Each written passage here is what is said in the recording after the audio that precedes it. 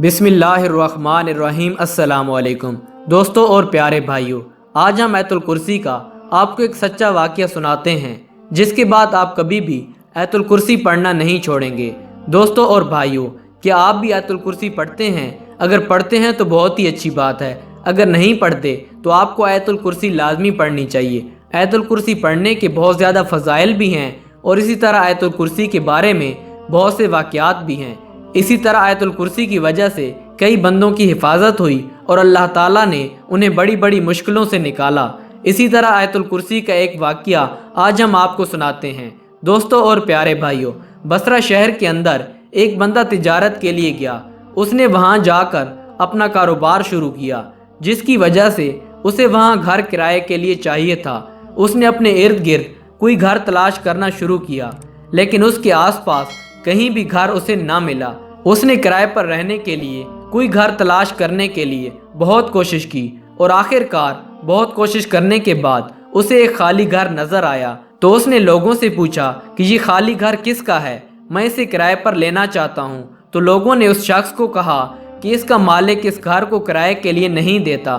तो वो ताजिर बंदा उस घर के मालिक के पास गया, उस मालिक से मुतालबा करने लगा कि मुझे वो घर किराए के लिए चाहिए। तो उस घर के मालिक ने उससे कहा कि तुम अपनी जान क्यों खतरे में डालते हो? तो वो ताजिर पूछने लगा कि इसमें खतरे की कौन सी बात है?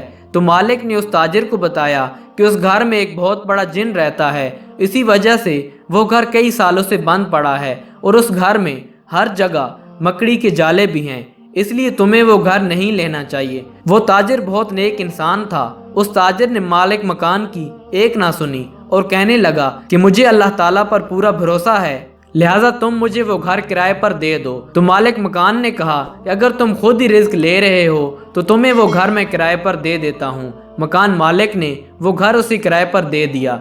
जब वो ताजिर उस घर के अंदर गया, उसने घर की सारी सेटिंग की। जब रात हुई तो उसने देखा कि काले कपड़ों में कोई बंदा आया और वो ऊंची ऊंची आवाज़ में आयतुल कुर्सी पढ़ रहा था। ये तमाम मनाजिर देखने के बाद ताजिर भी ऊंची ऊंची आवाज़ में आयतुल कुर्सी पढ़ने लगा और इसी तरह ताजिर आयतुल कुर्सी पढ़ते पढ़ते सो गया। और सुबह उठते ही उसने देखा कि घर के एक कोने में किसी चीज़ के जलने के निशान हैं।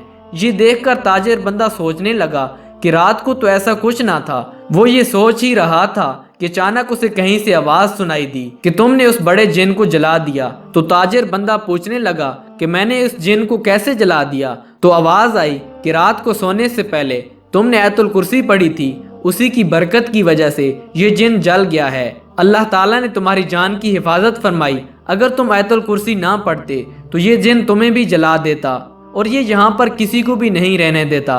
दोस्तों और प्यारे भाइयों, ये होती है आयतुल कुर्सी की फजीलत। ये तो एक वाक़या मैंने आपको सुनाया है। इसी तरह हज़ारों आयतुल कुर्सी के बारे में वाक़यात मिलते हैं जिसमें आयतुल कुर्सी के ज़रिए हज़ारों लोगों की मुश्किलात हल हुई। दोस्तों और प्यारे भाइयों, आप भी रात को आयतुल कुर्सी पढ़ के ज़रूर सोया करें ताकि कोई भी किसी किस्म की बलाओ, मुसीबत और जिन्नात, इन चीज़ों से आप महफूज रह सकें। दोस्तों, ये वीडियो पसंद आए तो इसको शेयर करें और लाइक भी कर दें। मिलते हैं नेक्स्ट वीडियो में, तब तक के लिए खुदा हाफिज़।